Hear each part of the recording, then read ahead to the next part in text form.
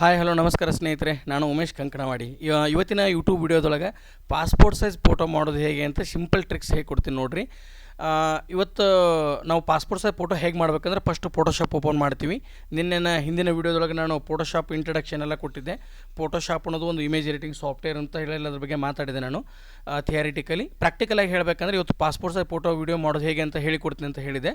ಇವತ್ತು ಫೋಟೋಶಾಪ್ನ ಎರಡನೇ ಕ್ಲಾಸಸ್ ಆಗಿರ್ತಕ್ಕಂಥ ಪಾಸ್ಪೋರ್ಟ್ ಸೈಜ್ ಫೋಟೋ ಹೇಗೆ ಮಾಡ್ಬೇಕಂತಂದರೆ, ಮೊದಲು ಯಾವುದನ್ನು ಪಾಸ್ಪೋರ್ಟ್ ಸೈಜ್ ಫೋಟೋ ಮಾಡ್ಬೇಕು ಅಂದ್ಕೊಂಡಿರ್ತೀವಿ ಫೋಟೋನ ಸಿಸ್ಟಮಿಗೆ ಕಾಪಿ ಮಾಡಿ ಇಟ್ಕೊಂಡಿರ್ಬೇಕು.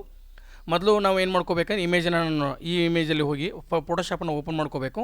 ಓಪನ್ ಮಾಡಿ ಫೈಲ್ ಬರ್ದಾಗ ಹೋಗಿ ಓಪನ್ ಅಂತ ಕೊಡಬೇಕು. ಓಪನ್ ಅಂತ ಕೊಟ್ಟ ಯಾವ ಇಮೇಜಲ್ಲಿ ಫೋಟೋಗಳಿದೆ ಅನ್ನೋದನ್ನು, ಯಾವ ಡ್ರೈವಲ್ಲಿ ಇಮೇಜ್ಗಳಿದೆ ಅನ್ನೋದನ್ನು ನಾವು ನೋಡ್ಕೋಬೇಕು.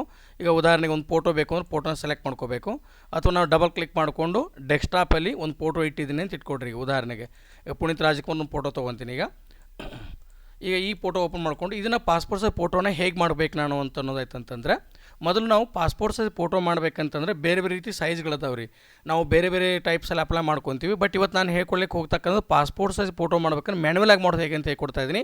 ಪಾಸ್ಪೋರ್ಟ್ ಸೈಜ್ ಫೋಟೋನ ನಾವು ಆ್ಯಕ್ಷನಲ್ಲಿ ಕೂಡ ವರ್ಕ್ ಮಾಡ್ಕೋಬೋದು, ಇದರಲ್ಲಿ ಕೂಡ ವರ್ಕ್ ಮಾಡ್ಕೋಬೋದು. ಫೋಟೋಶಾಪಲ್ಲಿ ಮೊದಲು ಏನು ಮಾಡ್ಕೋಬೇಕು ಅಂದ್ರೆ ನ್ಯೂ ಪೇಜ್ ತೊಗೋಬೇಕು. ಮೊದಲು Ctrl+N ಶಾರ್ಟ್ಕಟ್ಗೆ ನ್ಯೂ ಪೇಜ್ Ctrl+N ಅಂತ ಹೊಡೆದ ಒಂದು ಡೈಲಾಗ್ ಬಾಕ್ಸ್ ಬರ್ತದೆ. ಇಲ್ಲಿ ಪಿ ಪಾಸ್ಪೋರ್ಟ್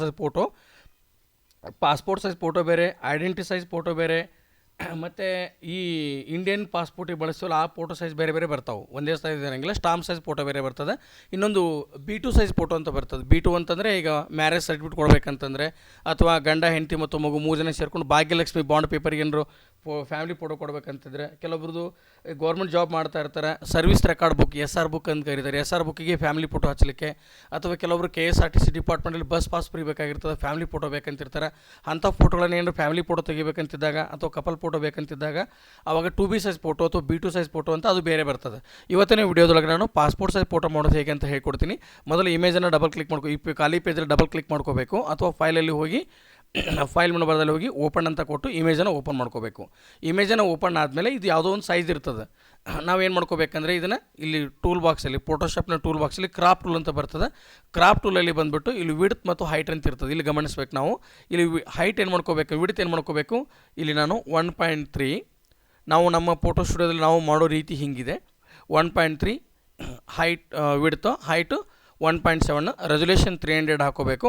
ಹಾಕ್ಕೊಂಡು ಇಮೇಜನ್ನು ಜಸ್ಟ್ ಈ ಥರ ಡ್ರ್ಯಾಗ್ ಮಾಡ್ಕೋಬೇಕು. ಈ ಕ್ರಾಪ್ ಟೂಲ್ನ ಕ್ಲಿಕ್ ಮಾಡಿದ ಮೇಲೆ ಈ ಸೆಲೆಕ್ಟ್ ಮಾಡಿದ ಏರಿಯಾ ನೀವು ಎಷ್ಟು ದೊಡ್ಡದಾದ್ರು ಮಾಡಿರಿ, ಸಣ್ಣದಾದ್ರು ಮಾಡಿರಿ, ನೀವೇನು ಈ ಕ್ರಾಪ್ ಏರಿಯಾ ಇರ್ತದೆ ಆ ಕ್ರಾಪ್ ಏರಿಯಾ ಸೈಜ್ ಬಂದುಬಿಟ್ಟು ಇದು ಎಕ್ಸಾಕ್ಟ್ ಸೆಲೆಕ್ಟ್ ಆಗಿರ್ತದೆ. ಇದನ್ನು ನಾನು ಡಬಲ್ ಕ್ಲಿಕ್ ಮಾಡ್ಕೊಂಡ ತಕ್ಷಣ ಕ್ರಾಪ್ ಆಯಿತು, ಇಮೇಜನ್ನು ಕಟ್ ಆಯಿತು. ನೆಕ್ಸ್ಟ್ ನಾವೇನು ಮಾಡಬೇಕಂತಂದರೆ ಒಂದು Ctrl+N ನ್ಯೂ ಪೇಜ್ ತೊಗೋಬೇಕು. ಈ ನ್ಯೂ ಪೇಜಿನ ಅಳತೆ ಬಂದುಬಿಟ್ಟು ಇಲ್ಲಿ ವಿಡ್ತ್ 6 ಇರಬೇಕು, ಹೈಟು 4 ಇರಬೇಕು, ರೆಸೊಲ್ಯೂಷನ್ 300 ಇರಬೇಕು, ಕಲರ್ ಮೋಡ್ RGB ಇರಬೇಕು. ಓಕೆ ಅಂತ ಕೊಡಬೇಕು. ಓಕೆ ಅಂತ ಕೊಟ್ಟಮೇಲೆ ನೀವು ಖಾಲಿ ನ್ಯೂ ಪೇಜ್ ಬರ್ತದೆ. ಈಗ ನಾನು ಏನು ಮಾಡಬೇಕಂದ್ರೆ ಈ ಫೋಟೋನ ಸೆಲೆಕ್ಟ್ ಮಾಡ್ಕೊಂಡು ಜಸ್ಟ್ ಡ್ರ್ಯಾಗ್ ಮಾಡಿ ಒಂದು ಖಾಲಿ ಪೇಜಲ್ಲಿ ಬಿಟ್ಟೆ. ಕೆಲವೊಂದು ಟೈಮಲ್ಲಿ ಇದಕ್ಕೆ ಸ್ಟ್ರೋಕ್ ಕೊಡಬೇಕು, ಔಟ್ಲೈನ್ ಕೊಡಬೇಕಂತಿದ್ರೆ ಈ ಲೇಯರ್ ಸ್ಟೈಲಲ್ಲಿ ಹೋಗಿ ಇದಕ್ಕೊಂದು ಔಟ್ಲೈನನ್ನು ಸ್ಟ್ರೋಕ್ ಕೊಡ್ತೀನಿ. ಔಟ್ಲೈನ್ ಕಲರ್ ಬ್ಲ್ಯಾಕ್ ಅದ, ಇಲ್ಲಿ ಕ್ಲಿಕ್ ಮಾಡ್ಕೊಂಡು ಡಾರ್ಕ್ ಕಲರ್ನ ಕೊಡ್ತೀನಿ. ಅಪ್ಲೈ ಮಾಡಿ ಓಕೆ ಅಂತ ಮಾಡ್ಕೊತೀನಿ. ಇದು ಮಾಡಿದ ಮೇಲೆ ನೆಕ್ಸ್ಟ್ ನಾವು ಏನು ಮಾಡಬೇಕು ಇದನ್ನು ಅಂತಂದರೆ ಶಿಫ್ಟ್ ಆ್ಯಂಡ್ ಅಲ್ಟ್ ಹಿಡ್ಕೊಂಡು ಕೀಬೋರ್ಡಲ್ಲಿ Shift+Alt ಕೀನ ಹಿಡ್ಕೋಬೇಕು. ಕೀಬೋರ್ಡ್ ಒಳಗೆ Shift+Alt ಹಿಡ್ಕೊಂಡಿದ್ದೆ ನಾನೀಗ ಕೀಬೋರ್ಡ್ನಾಗ ಡ್ರ್ಯಾಗ್ ಮಾಡ್ಕೋಬೇಕು. ಲೈಕ್ ಈ ಥರ Shift+Altನ ಹಿಡಿದು ಈ ಥರ ಡ್ರ್ಯಾಗ್ ಮಾಡ್ಕೊಂಡು ಡೂಪ್ಲಿಕೇಟ್ ಆಗುತ್ತೆ. ಶಿಫ್ಟ್ ಮತ್ತು ಅಲ್ಟ್ ಯಾಕೆ ಹಿಡಿಬೇಕಂದ್ರೆ ಸ್ಟ್ರೈಟ್ ಬರ್ತದೆ ನಿಮಗೆ ಈ ಥರ, ಅಂದರೆ ಸೈಜ್ ಆ ಕಡೆ ಈ ಕಡೆ ಆಚೆ ಹೋಗಲ್ಲ. ಈ ಥರ ತೊಗೊಂಡು ಹಾಕೋಬೇಕು. ಮೇಲ್ಗಡೆ 4 ಬರ್ತಾವೆ. ಆಮೇಲೆ ಏನು ಮಾಡ್ಕೋಬೇಕಂದ್ರೆ ಈ 4 ಲಾಕ್ ಮಾಡ್ಕೋಬೇಕು. 4 ಬೇರೆ ಬೇರೆ ಲೇಯರ್ ಇರ್ತಾವೆ ಇದರೊಳಗೆ. ಇಲ್ಲಿ ತೋರಿಸುತ್ತೆ ನೋಡಿ ಲೇಯರ್ ಒಳಗೆ. ಇದೊಂದು layer copy 1, layer 2, layer 1, layer 2 ಹಿಂಗೆ ಬೇರೆ. ಇದು ಲೇಯರ್ 1, ಇದು ಲೇಯರ್ ಕಾಪಿ 1, ಇದು ಲೇಯರ್ ಕಾಪಿ 2, ಲೇಯರ್ 3 ಹಿಂಗೆ ಇರ್ತದೆ. ಬೇರೆ ಬೇರೆ ಲೇಯರ್ ಇರ್ತಾವೆ. ಇವು 3 ಲೇಯರ್ನ ಮರ್ಜ್ ಮಾಡ್ಕೋಬೇಕು, ಲಾಕ್ ಮಾಡ್ಕೋಬೇಕು. ಹೆಂಗೆ ಲಾಕ್ ಮಾಡ್ಬೇಕು, ಇಲ್ಲಿ ಕ್ಲಿಕ್ ಮಾಡಿದ ತಕ್ಷಣ ಏನಾಗುತ್ತೆ, ಲೇಯರ್ ಲಾಕ್ ಆಗ್ತಾವೆ ಒಟ್ಟಿಗೆ. ಲಾಕ್ ಆದಮೇಲೆ ಇದರ ಮರ್ಜ್ ಮಾಡಬೇಕು. Ctrl+E ಶಾರ್ಟ್ಕಟ್ ಕೀ ಮರ್ಜ್ ಮಾಡ್ಕೊಳ್ಳೋಕ್ಕೆ. ಅದು ಎಲ್ಲಿ ಬರ್ತದೆ ಅಂದರೆ ಇಮೇಜಲ್ಲಿ ಹೋಗಿ ಇಲ್ಲಿ ಮರ್ಜ್ ಲಿಂಕ್ಡ್, ಈ ಲೇಯರ್ ಮಾಡಬಾರ್ದಾಗ ಹೋಗಿ ಮರ್ಜ್ ಲಿಂಕ್ಡ್ ಅಂತ ಕ್ಲಿಕ್ ಮಾಡಿದ ತಕ್ಷಣ ಈ 4 ಲೇಯರ್ಗಳಿಗೆ ಸಪ್ರೇಟ್ ಇದ್ದಿರ್ತಕ್ಕಂಥ ಲೇಯರು ಒಂದೇ ಲೇಯರಾಗಿ ಕನ್ವರ್ಟ್ ಆಗುತ್ತೆ.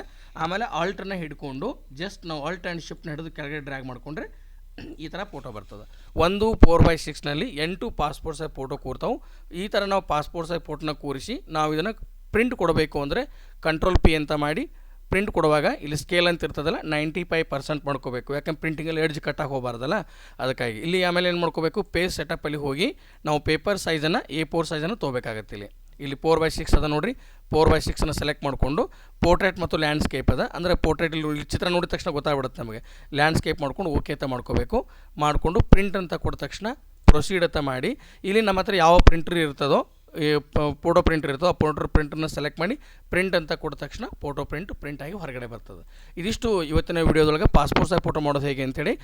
ಇನ್ನು ಮುಂದಿನ ವೀಡಿಯೋದೊಳಗೆ ಒಂದು ವೇಳೆ ಸಪೋಸ್ ಸ್ಟಾಂಪ್ ಸೈಜ್ ಫೋಟೋ ಬೇಕಾಗಿತ್ತು ಅಂತಂದರೆ ನಾವು ಸ್ಟಾಂಪ್ ಸೈಜ್ ಫೋಟೋ ಮಾಡೋದು ಹೇಗೆ ಮತ್ತು 2B ಸೈಜ್ ಫೋಟೋ ಮಾಡೋದು ಹೇಗೆ ಅಂತ ಮುಂದಿನ ವೀಡಿಯೋದಲ್ಲಿ ತಿಳಿಸ್ಕೊಡ್ತೀನಿ. Thank you so much.